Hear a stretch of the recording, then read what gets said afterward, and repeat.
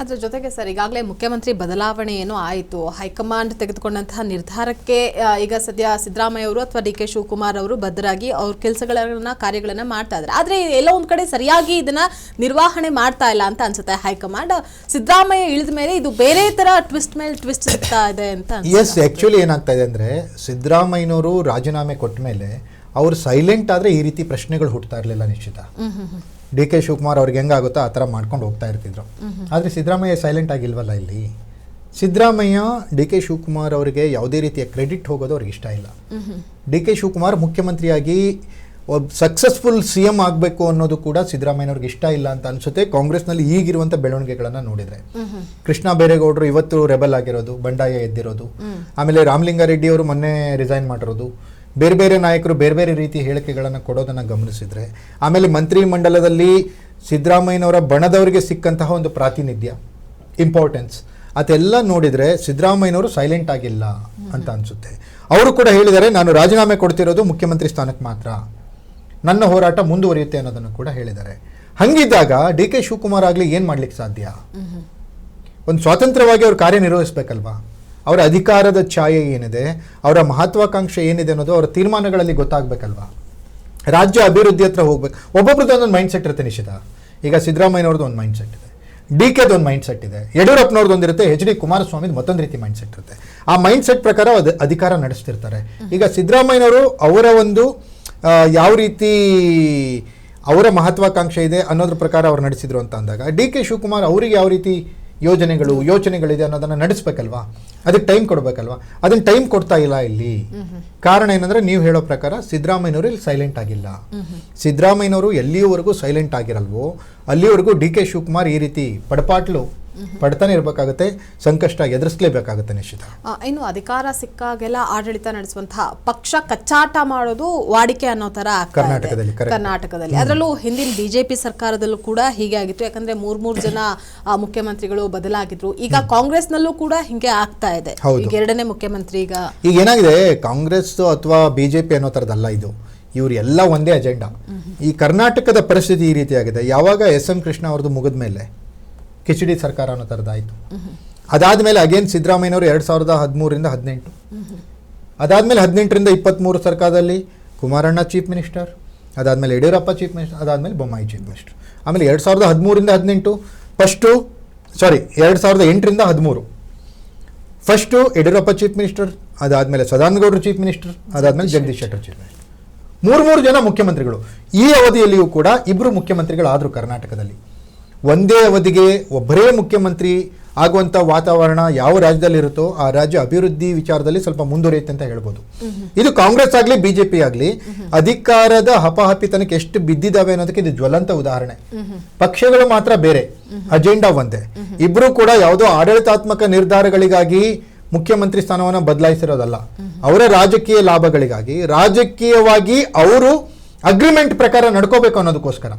ಈಗ DK. Chief minister ಆಗಿರೋದು ಯಾವ ಕಾರಣಕ್ಕೆ? ಅಗ್ರಿಮೆಂಟ್ ಇದೆ, ಒಪ್ಪಂದ ಇದೆ, ಒಪ್ಪಂದಕ್ಕೋಸ್ಕರ ನಾನು ಮುಖ್ಯಮಂತ್ರಿ ಆಗ್ತೀನಿ ಅನ್ನೋ ಕಾರಣಕ್ಕೆ. ಹಾಗಾಗಿ ಅವರವರ ಅಗ್ರಿಮೆಂಟ್ಗಳಿಗೋಸ್ಕರ ಇವರು ರಾಜಕಾರಣ ಮಾಡೋದಾದ್ರೆ ರಾಜ್ಯದ ಜನ ಯಾಕೆ ಇವರಿಗೆ ಸಪೋರ್ಟ್ ಮಾಡಬೇಕು? ರಾಜ್ಯದ ಜನ ಒಂದ್ಸರಿ ಓಟ್ ಹಾಕ್ಬಿಟ್ರೆ ಇವ್ರು ಅಗ್ರಿಮೆಂಟ್ ಮಾಡ್ಕೊಳ್ಳೋ ಥರ ಆಗ್ಬಿಟ್ರೆ ರಾಜ್ಯದ ಜನರ ಆಶೀರ್ವಾದಕ್ಕೆ ಇವ್ರು ಏನು ಬೆಲೆ ಕೊಡ್ತಾರೆ ಅಲ್ವಾ? ಇದು ರಾಜ್ಯದ ಜನ ಯೋಚನೆ ಮಾಡಬೇಕಾಗಿರೋದು ನಿಶ್ಚಿತ. ಇನ್ನು ರಾಜ್ಯದಲ್ಲಿ ಕಾಂಗ್ರೆಸ್ನಲ್ಲಿ ನಡೀತಾ ಇರುವಂತಹ ರಾಜಕೀಯ ಬೆಳವಣಿಗೆಗಳು ಒಂದ್ ಕಡೆ ಆದ್ರೆ, ಮತ್ತೊಂದ್ ಕಡೆ ಅಕಸ್ಮಾತ್ ಏನಾದ್ರೂ ಚುನಾವಣೆ ನಡೆದ್ರೆ ಕಾಂಗ್ರೆಸ್ ಧೂಳಿಪಟ ಆಗತ್ತೆ ಅನ್ನುವಂತಹದ್ರ ಬಗ್ಗೆ ಸರ್ವೆಗಳು ಹೇಳಿದ್ರೂ ಕೂಡ ಇನ್ನೂ ಎಚ್ಚೆತ್ಕೊಳ್ತಾ ಇಲ್ಲ, ಇದ್ರ ಬಗ್ಗೆ ಗಮನ ಕೊಡ್ತಾ ಇಲ್ಲ, ಆದ್ರೂ ಕೂಡ ಪಾಠ ಕಲಿತಾ ಇಲ್ಲ ಅನ್ನುವಂಥದ್ರ ಬಗ್ಗೆ ತಪ್ಪುಗಳನ್ನು ಯಾಕೆ ತಿದ್ಕೊಳ್ತಾ ಇಲ್ಲ? ಆಕ್ಚುಲಿ ಏನಾಗಿದೆ ಅಂದ್ರೆ, ಕಾಂಗ್ರೆಸ್ ಈಗ ಚುನಾವಣೆಗೆ ಹೋದ್ರೂ ಕೂಡ 75ರಿಂದ 80 ಸ್ಥಾನಗಳಲ್ಲಿ ಸೋಲುತ್ತೆ ಅನ್ನೋ ಥರದ ರಿಪೋರ್ಟ್ ಇದೆ. ಓಕೆ, ಡಿ.ಕೆ. ಶಿವಕುಮಾರ್ ಬಂದ ಮೇಲೆ ಓಕೆ ಏನೋ ಸ್ವಲ್ಪ ಬದಲಾಗ್ಬೋದು ಅನ್ನೋ ಥರದ ಮಾತುಗಳು ಕೇಳಿ ಬಂದಿತ್ತು. ಬಟ್ ಇವತ್ತಿನ ರಾಜಕೀಯ ಬೆಳವಣಿಗೆಗಳನ್ನು ನೋಡಿದ್ರೆ ಅದು ಮತ್ತು ಸುಳ್ಳು ಅನ್ನೋ ಥರದ್ದು ಆಗ್ತಾ ಇದೆ. ಯಾಕಂದ್ರೆ ಸರ್ಕಾರ ಇನ್ನೂ ಟೇಕ್ ಆಫ್ ಆಗಿಲ್ಲ. ನೀವು ಮೊದಲು ಹೇಳಿರೋ ಪ್ರಕಾರ ಟೇಕ್ ಆಫ್ ಆಗುವಂಥ ಲಕ್ಷಣಗಳು ತೀರಾ ಕಡಿಮೆ, ಇನ್ನು ಇಟ್ ವಿಲ್ ಟೇಕ್ ಟೈಮ್ ಅನ್ನೋ ಥರ ಇದೆ. ಟೇಕ್ ಆಫ್ ಆದಮೇಲೆ ಇರೋ ಸಮಯ ಕಮ್ಮಿ ಇವರಿಗೆ.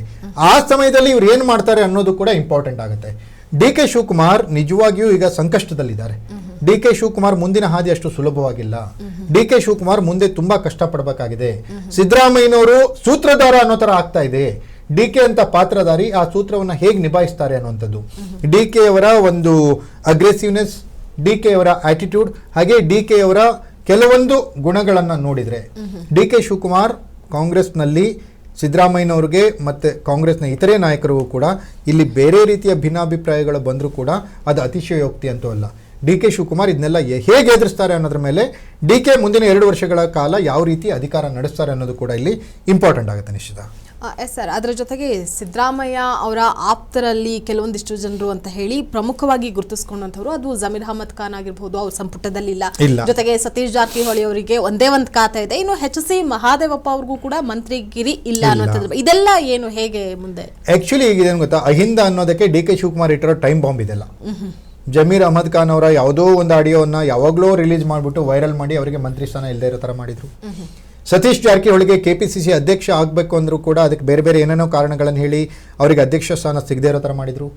HC ಮಹದೇವಪ್ಪ ಸಿದ್ದರಾಮಯ್ಯನವರ ಬಲಗೈ ಬಂಟ, ದಲಿತ ಸಮುದಾಯದ ಏಕೈಕ ನಾಯಕ, ಹಂಗೆ ಹಿಂಗೆ ಅಂತೇಳಿ ಅವರು ಬಿಲ್ಡಪ್ ಕೊಟ್ಟರು ಕೂಡ ಅವರಿಗೂ ಮಂತ್ರಿ ಸ್ಥಾನ ಇಲ್ಲದೆ ಇರೋ ರೀತಿ ಮಾಡಿದ್ರು. ಇವೆಲ್ಲವೂ ಕೂಡ ಡಿ ಕೆ ಶಿವಕುಮಾರ್ ಅವರ ಒಂದು ರಾಜಕೀಯ ಜಾಣ್ಮೆ. ಆ ಜಾಣ್ಮೆಯನ್ನ ಪ್ರಯೋಗಿಸಿ ಹೇಗೆ ಡಿ ಕೆ ಶಿವಕುಮಾರ್ ಮುಖ್ಯಮಂತ್ರಿ ಆಗ್ತಾರೋ ಈಗ ಅದೇ ತಂತ್ರವನ್ನು ಅನುಸರಿಸಿ ಸಿದ್ದರಾಮಯ್ಯನವರು ಡಿ ಕೆ ಶಿವಕುಮಾರ್ ಅವರಿಗೆ ಅಧಿಕಾರ ನಡೆಸುವಲ್ಲಿ ಈ ರೀತಿಯ ಅಡೆತಡೆಗಳು ಉಂಟಾಗುವಂತೆ ನೋಡ್ಕೊಳ್ತಿದ್ದಾರೆ ಅನ್ನೋದು ರಾಜಕೀಯ ಪಡಸಾಲೆಯಲ್ಲಿ ಸದ್ಯದಲ್ಲಿ ನಡೀತಾ ಇರುವಂಥ ವಿಶ್ಲೇಷಣಾತ್ಮಕ ಮಾತುಗಳು. ಓಕೆ, ಈ ರೀತಿಯ ಆರೋಪಗಳು ಬಂದಾಗ ಡಿ ಕೆ ಶಿವಕುಮಾರ್ ಆಗಲಿ ಸಿದ್ದರಾಮಯ್ಯನವರಾಗಲಿ ಮುಂದೆ ಯಾವ ರೀತಿ, ಇನ್ನು ಕಾವೇರಿ ನಿವಾಸವನ್ನು ಸಿದ್ದರಾಮಯ್ಯ ಬಿಟ್ಟಿಲ್ಲ, ರಾಜೀನಾಮೆ ನೀಡಿ ಇಷ್ಟು ದಿನ ಆದರೂ ಕೂಡ ಅಲ್ಲಿ ಡಿ ಕೆ ಶಿವಕುಮಾರ್ ಹೋಗಬೇಕಿತ್ತು, ಹೋಗಿಲ್ಲ. ಇನ್ನೂ ಅನೇಕ ಕಾರಣಗಳಿದಾವೆ ಸಿದ್ದರಾಮಯ್ಯನವರು ಸಪೋರ್ಟ್ ಮಾಡ್ತಾ ಇಲ್ಲ ಡಿ ಕೆಗೆ ಅಂತ ಹೇಳೋದಕ್ಕೆ. ಅವು ಇನ್ನೂ ಬಹಿರಂಗವಾಗಬೇಕಿದೆ. ಮುಂದಿನ ದಿನಗಳಲ್ಲಿ ಇದು ಯಾವ ರೀತಿ ಟರ್ನ್ ತೆಗೆದುಕೊಳ್ಳುತ್ತೆ, ಡಿ ಕೆ ಶಿವಕುಮಾರ್ ಇದೆಲ್ಲವನ್ನು ಯಾವ ರೀತಿ ಮೆಟ್ ನಿಲ್ತಾರೆ, ಸಿದ್ದರಾಮಯ್ಯನವರು ಪಾಪ ಹೋಗ್ಲಿ ಬಿಡುವಂತ ಅಧಿಕಾರ ನಡೆಸಲಿಕ್ಕೆ ಬಿಡ್ತಾರಾ ಅಥವಾ ಇನ್ನೊಂದು ಸ್ವಲ್ಪ ಆಟ ಆಡ್ಲಿಕ್ಕೆ ಶುರು ಮಾಡ್ತಾರಾ? ಈ ಎಲ್ಲಾ ಬೆಳವಣಿಗೆಗಳ ಮೇಲೆ ಮುಂದಿನ 2 ವರ್ಷಗಳ ಕಾಲ ಕರ್ನಾಟಕದ ರಾಜಕಾರಣ ಇನ್ನೂ ರೋಚಕ ಘಟ್ಟದತ್ತ ಹೋಗೋ ಸಂಭವ ಜಾಸ್ತಿ ಆಗಿದೆ. ಓಕೆ, ಇವತ್ತಿನ ಸಂಚಿಕೆಯಲ್ಲಿ ಸರ್ಕಾರದಲ್ಲಿ ಆಗ್ತಾ ಇರುವಂತಹ ಸಾಕಷ್ಟು ಏರಿಳಿತಗಳು ಹಾಗೆ ಡೆವಲಪ್ಮೆಂಟ್ನ ಕುರಿತಾಗಿ ಸಾಕಷ್ಟು ಮಾಹಿತಿನ ತಿಳಿಸ್ಕೊಟ್ರಿ. Thank you so much. Thank you Nishita. ಒಟ್ಟಿನಲ್ಲಿ ಈಗಾಗಲೇ ಡಿ ಕೆ ಶಿವಕುಮಾರ್ಗೆ ಸಾಕಷ್ಟು ಸಂಕಷ್ಟಗಳು ಕೂಡ ಎದುರಾಗಿದೆ. ಈ ಎಲ್ಲ ಸಂಕಷ್ಟಗಳನ್ನು ಹೇಗೆ ಡಿ ಕೆ ಶಿವಕುಮಾರ್ ಅವರು ಮೆಟ್ಟಿ ನಿಲ್ತಾರೆ ಅನ್ನುವಂಥದ್ದನ್ನು ಕಾದು ನೋಡಬೇಕಾಗಿದೆ. ಇದಾಗಿತ್ತು ಇವತ್ತಿನ ಎಕ್ಸ್ಪೋಸ್ಡ್. ನೆಲ ಜಲ ಭಾಷೆಗಾಗಿ ನೋಡ್ತಾ ಇರಿ ಫೋಕಸ್ ಟಿವಿ.